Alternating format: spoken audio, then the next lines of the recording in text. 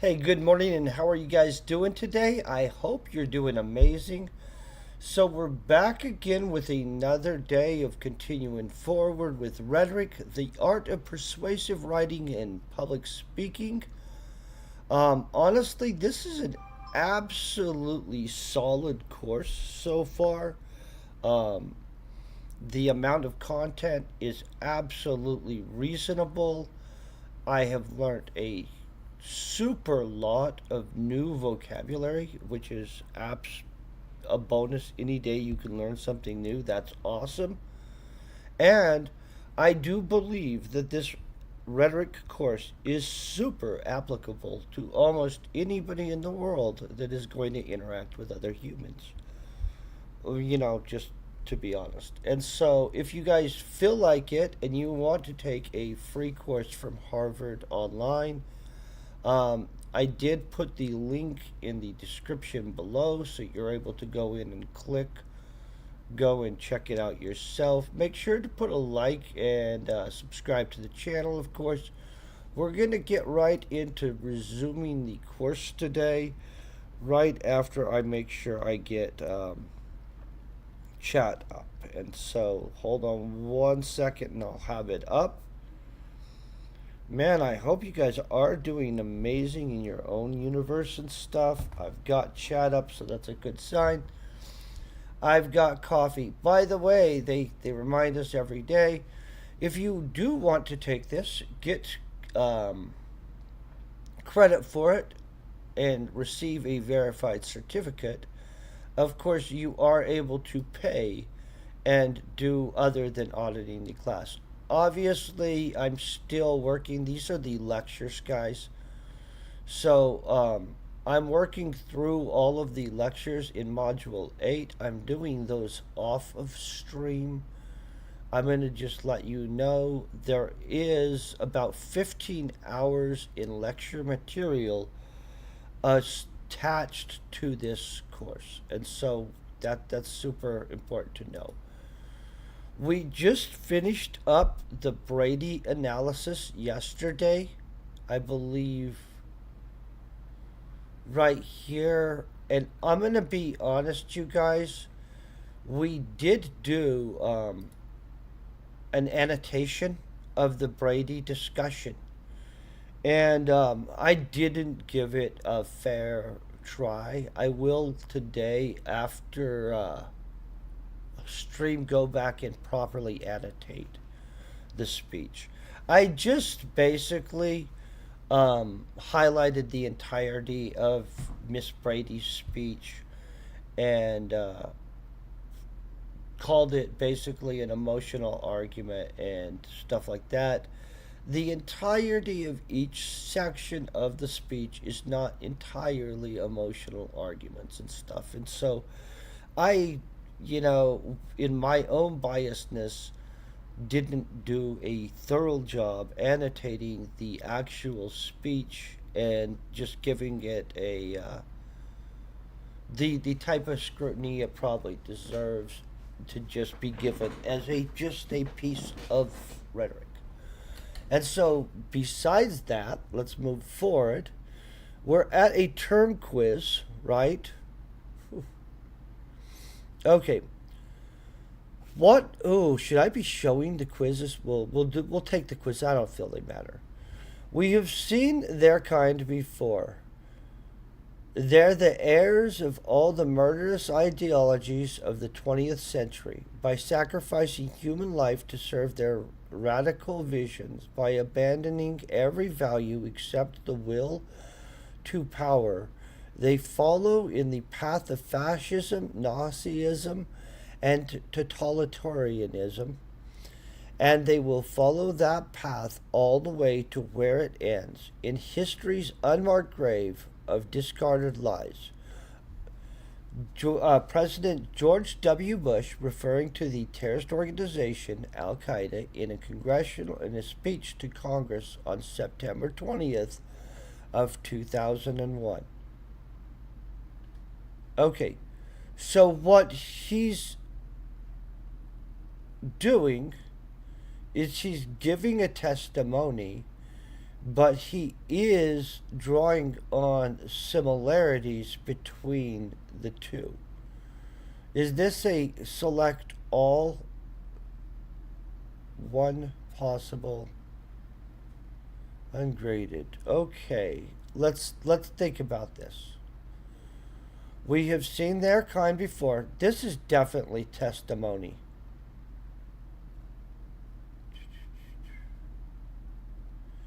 Yeah. Boom. Oh, it's not testimony. Oh my freaking gosh. Okay. We might be. It's 5 a.m. and we might be getting our butt kicked on a quiz first thing in the morning. What the crap, right? We could be like the modern kids and just.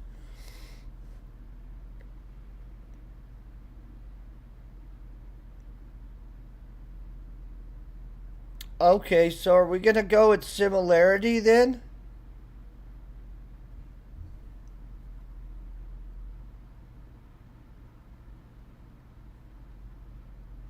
Or are we going to go with cause and effect? We get one freaking attempt. Cause and effect. I really felt that he was giving testimony here, like the way we have seen their kind before. That sounds like a testimonial to me, right? Honestly, I disagree with this quiz slightly, but we'll it's okay.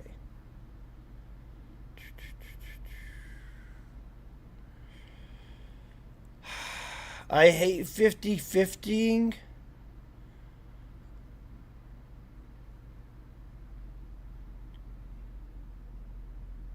And they will follow that path all the way to where it ends. Are we going cause and effect? Or are we going the similarity? Because I feel he's trying to draw on the similarities between these. But then, and they will follow that path all the way to where it ends. Sounds pretty cause and effecty. I almost want to ask you guys, but I feel that's pretty cheating. Okay, I'm gonna click similarity, and then I'm gonna be very upset when we're wrong and it turns out to be cause and effect. Okay. Oh, thank God. Honestly, do you guys feel that the fact that he starts out as we have seen their kind before sounds pretty testimonially? I think it does. Okay. What topic is the following passage an example of? Let's figure that out. It was we, the people, not we, the white male citizen, nor yet we, the male citizen, but we, the whole people, who formed the Union. Susan B. Anthony. Oh, I didn't know Susan B. Anthony had speeches. This seems like something that we should know more about, or I should know more about. I don't feel that this was covered very well. I think, isn't Susan B. Anthony the one that made the flag? Isn't she the flag lady? Holy crap, I'm going to have to Google this. I thought this was the flag lady.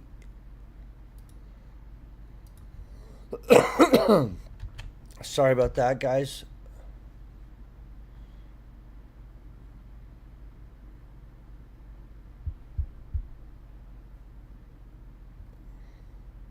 Okay, I'm learning that I do not know crap. Who's the lady connected to the flag?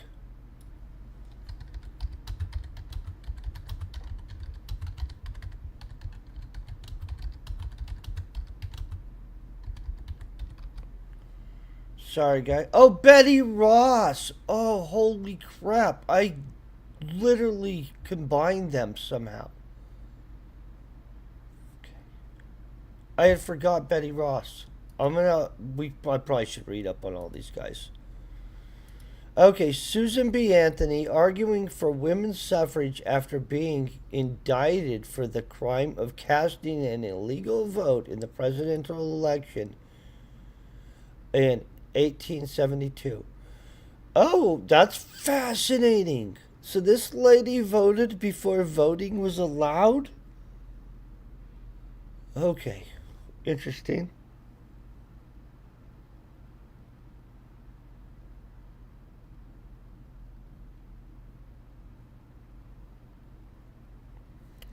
I'm scared to guess right now because I have two guesses. Hold on, and they tricked me last time. It was we, the people, not we, the male citizen, not nor yet we, the male citizen. I mean, the white male citizen, nor yet we, the male citizen, but we, the whole people who formed the Union.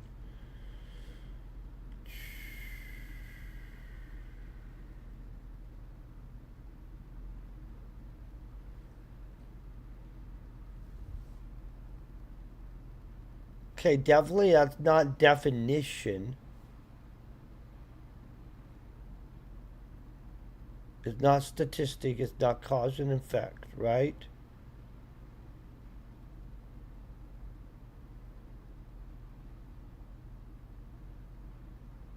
This is not a testimonial. I hope to God. Man, you guys, they're tricky. They're tricky here. I feel I'm being set up. Let's try to just make the best decisions possible, okay?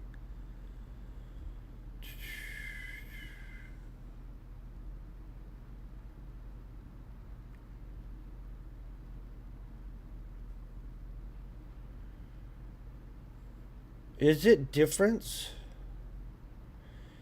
It was we, the people, not we, the male citizen, nor yet we, I mean, the white male citizen, nor yet we, the male citizen, but we, the whole people who formed the Union.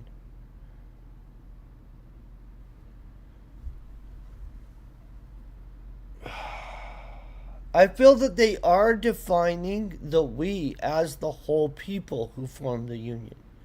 I feel that this is definition. What the crap? I'm going definition. If I'm wrong, you guys, it's okay. Um, don't you feel that they're defining the we in the we the people? Okay, boom. Clicking it. Oh, we got it. Yes. Oh, holy crap, man. These are some good morning wake up questions. I'm going to get a little bit more coffee. We're not flying through this crap. I wonder what time in the day this Professor Ingle guy's actual class is.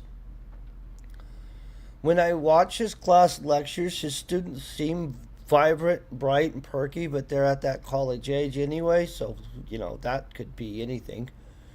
Um, but legitimately, I'm going to tell you, he seems to be an excellent lecturer. Like, if I were going to Harvard on their campus, I would consider actually just taking a course from him. Just going to be honest. Okay, more topics. What topic is the following passage an example of? Okay, let's look over our stuff. They lived the absolute horror of what this country, in a sense, made them do. They told stories that at times they had personally graped, cut off ears, cut off heads, raised villages, poisoned food stocks, and generally ravaged the countryside of South Vietnam. Oh, decorated veteran John Kerry speaks in the Senate on April 23rd, 1971, about alleged American war crimes committed in Vietnam. This was definitely a testimonial, and In all honesty, I've watched that testimonial. It's heavily refuted by those who served with him. Oh, I already know. See, my answers will not be graded, and so this stuff doesn't even matter. We're still doing it, guys. We care. We care that we know. I don't really care if they grade my answers. We know that we know it. What topic is the following passage an example of? There are no historic or legal precedents to which I can turn to in wait. I can turn in this matter. None that precisely fit the circumstances of a private citizen who has resigned the presidency of the United States. President Gerald R. Ford, announcing his decision to pardon former President Richard Nixon of any crimes committed while in office, September 8th, 1974.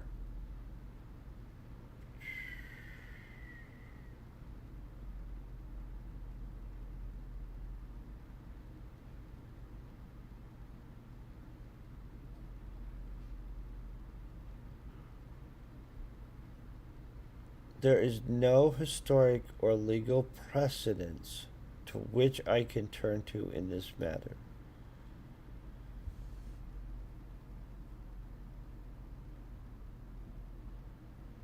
None that precisely fit the circumstances of a private citizen who has resigned the presidency of the. Oh, shit, what the hell is this? That's not a definition. He's not defining anything here, right? My mustache is tickling my nose, of course. And there's no similarity to be held.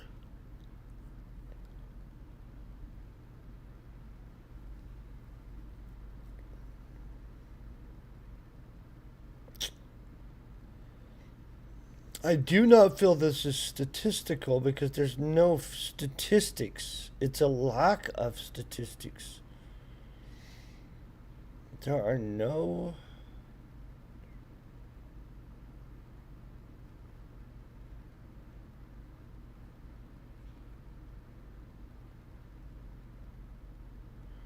Okay, let's try to understand. Could this be cause and effect? There are no historic or legal precedents to which I can turn to in this matter. None that precisely fit the circumstances of a private citizen who has resigned the presidency. I'm going to go that this is cause and effect. It is not. It is not cause and effect. Holy crap. Okay. Okay, well that's a little bit damn it. Okay, we know it's not a definition. It's not a similarity. This cannot be a statistic. Is it a testimony or a difference? Dang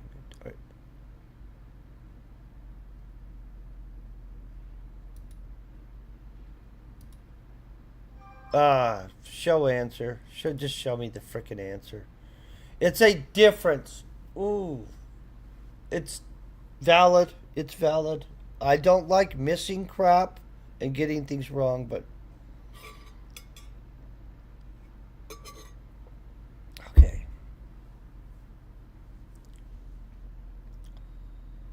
Man, that was tricky. Okay. A platitude of topics. What topic is the following passage an example of? Be ready for them to trick us, you guys. They're not messing around. They're good at it. Plenty is our doorstep, but a generous use of it languishes in the very sight of the supply. Primarily, this is because the rule of the exchange of mankind's goods have failed and abdicated. Practices of the unscrupulous money changers stand indicated in the courts of public opinion. Rejected by the hearts and minds of men. Franklin Delano Roosevelt, speaking about the cause of the Great Depression in his first inaugural address, March 4th in 1933. Crapola, let's reread that and actually take it in.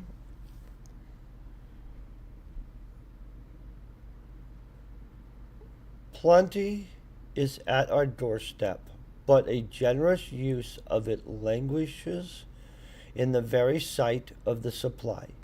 Primarily, this is because the rule of the exchange of mankind's goods has have failed. Oh, the rulers of the exchange of mankind's goods have failed and abdicated. Okay, I do feel that this is cause and effect. He's directly saying this is because of this. If this is not cause and effect and it's wrong, it's okay. But I'm going to be a little upset. It's going to just tell us, you don't need to save your stuff, homie. You don't get credit because you didn't pay us money. That's okay. We don't care. Okay, we do want to watch the video. It's not 2 hours, is it? Are you serious?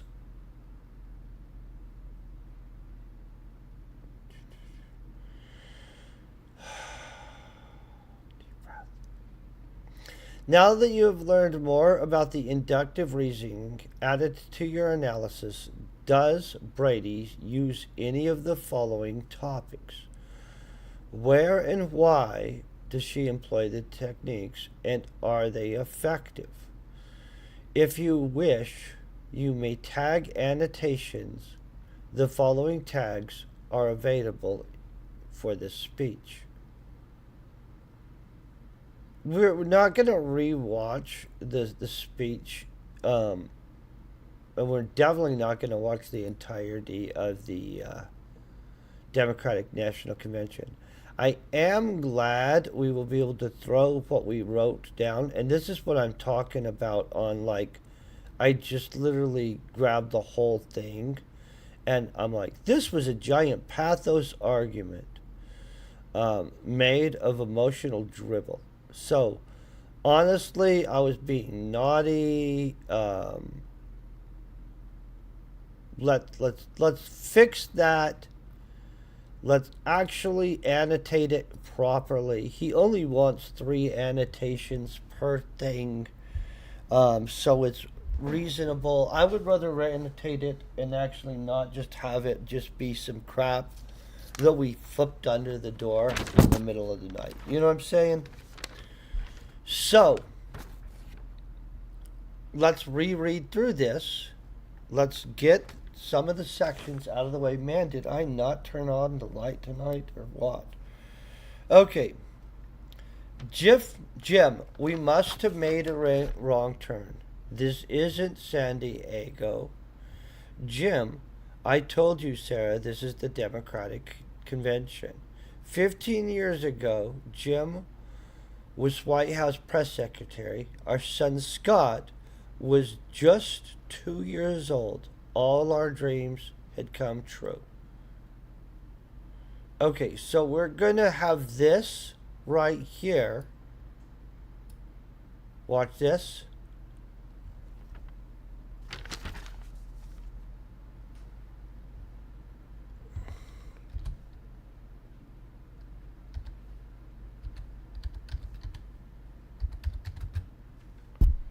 Hold on 1 second.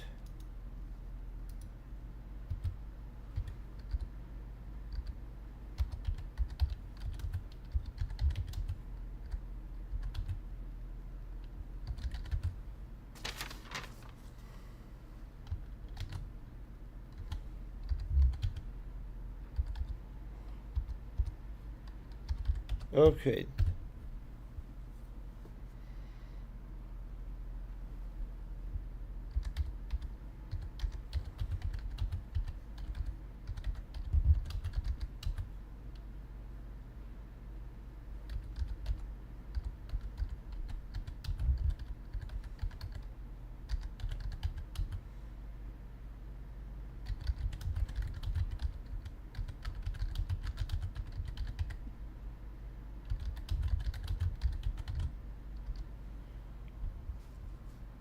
Oh, I don't need to ice it like that. Ice. Okay.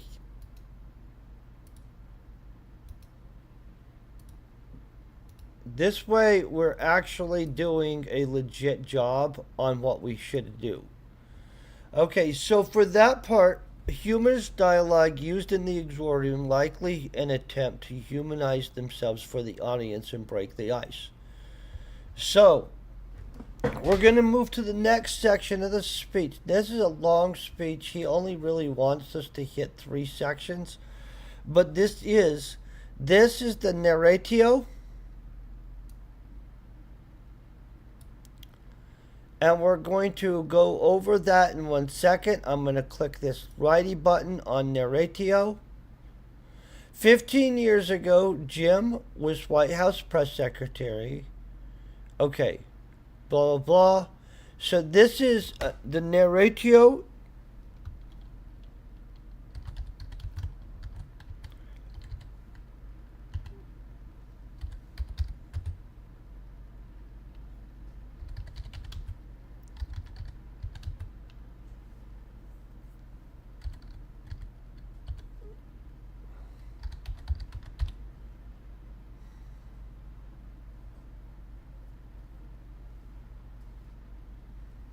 Okay, and right here, the narratio uses testimony, right?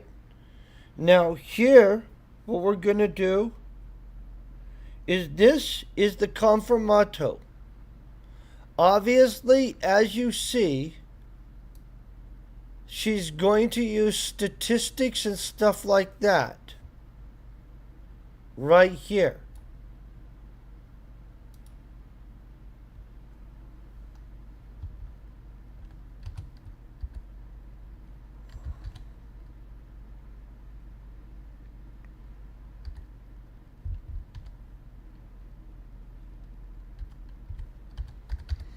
Confirmatio.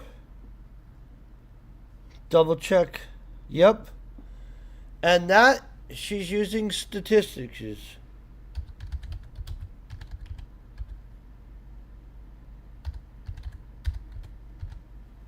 Boom.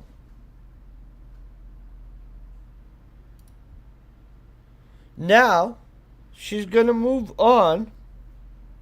I don't believe she does a refutio in this entire speech. I'm going to just tell you fact-wise. Jim and I decided that I'm going to just read through this, but I don't believe that there's a refutio in here. She doesn't bring up counter arguments and then go against the counter arguments. I just want to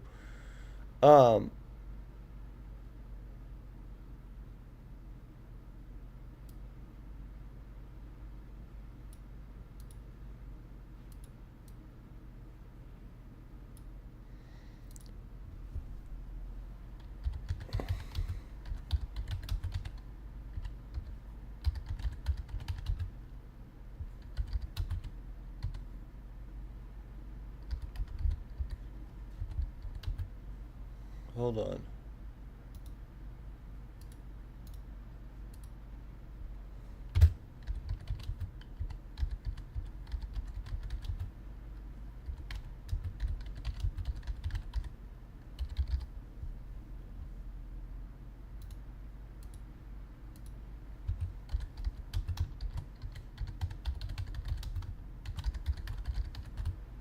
Okay, boom. She uses more statistics in her reinforcement. This is a reinforcement statement. It's planted later in the argument to reinforce what she's arguing in here. I'm just trying to make sure that there's not a refutio that we need to outline in here. Gun violence is not a Democratic or a Republican Party. In all honesty, the majority of this is going to be the call to action part right here.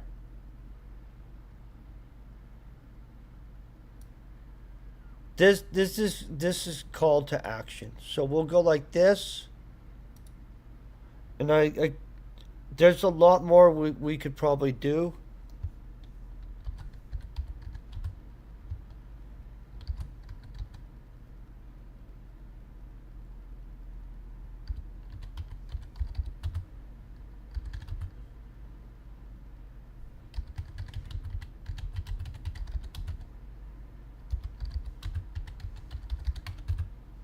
Okay, let's look over the other things that we could call this. Blah, blah, blah.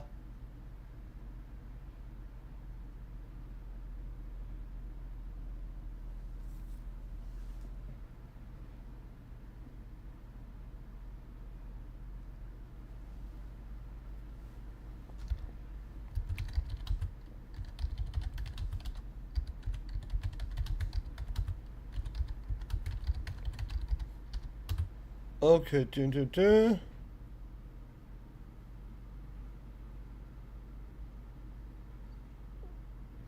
Okay, boom.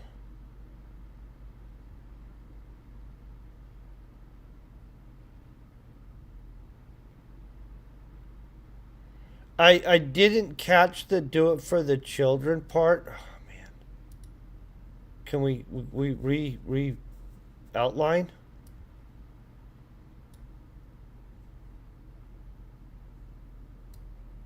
Okay, what we're gonna do is I'm gonna copy this, right?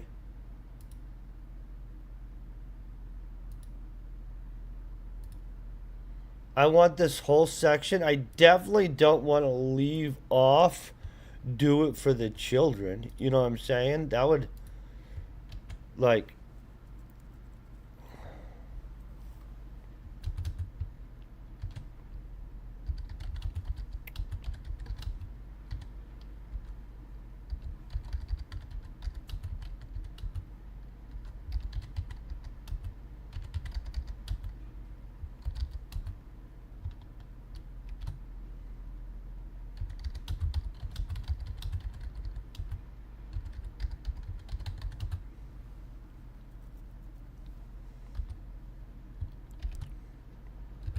okay, now I feel we've got this slapped down nicely. We actually did a good job on it to where we did what we should have done in the beginning. And in all honesty, my bad for having a crap attitude yesterday and not doing a level of work that we should have done in the first place. Now, I don't know what this is going to be. In her dress, I mean, in her address at the 1996 Democratic National Convention, Sarah Brady used her family's story to argue for stricter gun control laws at a federal level. In this video, Professor Engel analyzes Sarah Brady's moving and passionate speech. Ooh, we could have watched this first, then went back and just nailed that baby. But I'm feeling confident with what we submitted. We're about to watch it. Ready, get set. This guy's excellent professor, by the way. Let's take a look, before we move on to style, at the Brady and the Heston texts on gun control. There was an assassination attempt on President Reagan during his administration. He was outside a venue, and a man named John Hinckley came up and fired shots, and one hit Reagan. And another seriously injured man named Jim Brady, who worked in the White House. And later, Sarah Brady and Jim Brady promoted changes in federal gun laws. So that's in part the context about this. That was a very serious incident. Reagan lost half of his blood. He could have bled to death if they hadn't gotten to a hospital really quickly. It's true that when he was about to be operated on, he turned to the surgeon and said, "I hope you're a Republican." Oh. Quick thinking. I just want them to be good. I'm sure whatever political and not party an the surgeon was, the that surgeon did the best job possible. Reagan lived, he recovered. Brady suffered some permanent damage, suffered some permanent brain damage. So you see the narratio here is quite long because it's a kind of history. Oh, good that he does. Not only the Bradys personally, which is important for this presentation, because this is an appeal based on a personal injury, among other things. It's called the Brady Bill. This happens in our society.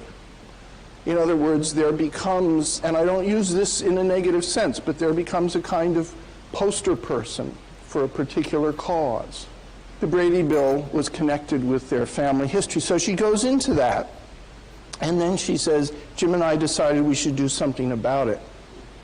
But the gun lobby defeated the Brady Bill.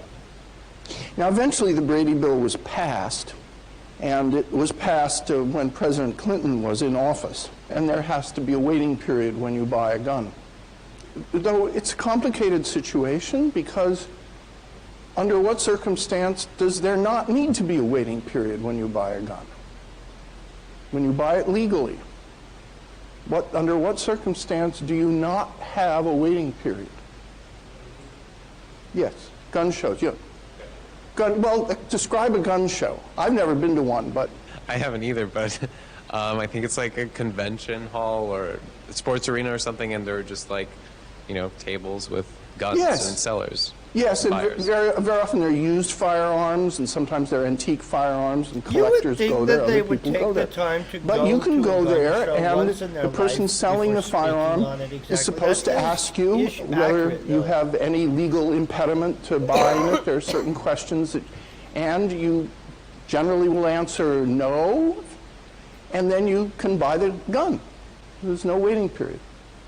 Now, having said I that, don't know if that's true in all states. I cannot say that guns purchased at gun shows have been shown to have been firearms that have been involved in more crimes than the average number of guns. I can't say that.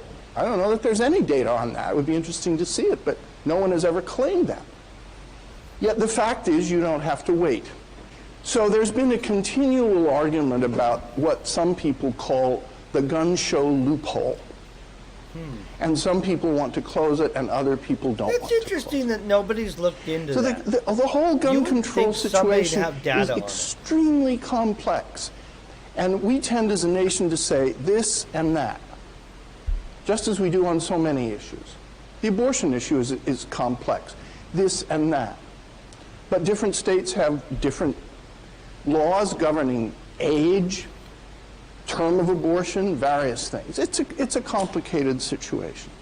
So Sarah Brady says, well, that was wonderful, but we need to do more. You want to change the law so that you essentially perhaps cannot buy a semi-automatic weapon. Semi-automatic weapons are weapons in which every time you pull the trigger, a shot is fired. An automatic weapon means you simply hold the trigger down and a number of shots are automatically fired. The National Rifle Association once had the position that every citizen in the United States should be able to own a firearm equal to any weaponry owned by the government. They abandoned that position quite a long time ago. One can hardly imagine a private ownership of thermonuclear weapons, for example. But this became a big issue in the 1930s when gangsters used what kind of weapons? Yeah, Tommy guns. They used basically automatic submachine guns, handheld automatic submachine guns. Yeah, you may feel all this detail is completely extraneous to the study of rhetoric, but it's not, because every rhetorical approach to every question has to understand that You question can as fully see as possible. why I tell you guys the class lectures are super worth There it. are nuances. Like, Near the end of the excerpt he that brings we it. have, she has a refutation. And this is about 3 paragraphs from the end. The gun lobby likes to say that Jim and I are trying to take guns away from hunters and sportsmen. The gun lobby is wrong. To the hunters and sportsmen in That America, we say, pseudo keep was a your guns. refutio. Just give us the laws that we agree to keep guns out of the hands of criminals and out of the hands of our children. Okay, so boom, that's it. Obviously, we get it.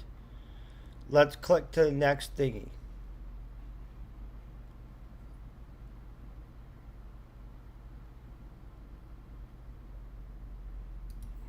Okay, I'm going to look over the instructor's analysis now. Oh, see, he did not write that much stuff. Dun, dun, dun, dun. Different statistics. Oh, he just broke it down more. Look at this crap. He's very concise in his stuff. He hits up specific things. What's his statistics? How is that statistics? Wait, hold on. Oh, he's hit this up multiple times. Look at this. This one's from 6 years ago. Oh, he came in and did a better job on his own stuff. I feel you, bro. Sometimes you don't feel it. Oh, and I could have color coded the crap. I didn't understand how to do it properly, guys. Final thoughts. Did your peers and instructors' comments reveal anything new about the speech? Do you disagree or agree?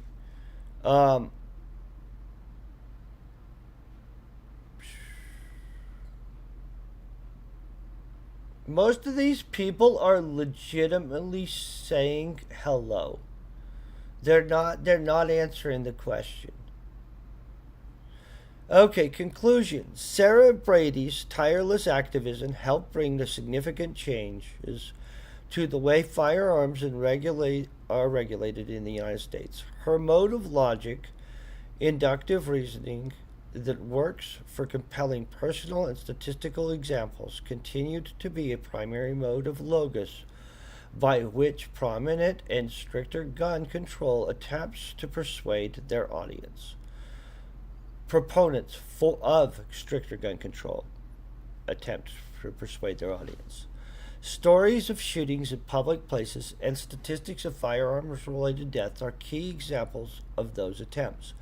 By contrast, in the next section of this course, you will consider the modes of reasoning of speech by one of the best known proponent of the right to bear arms.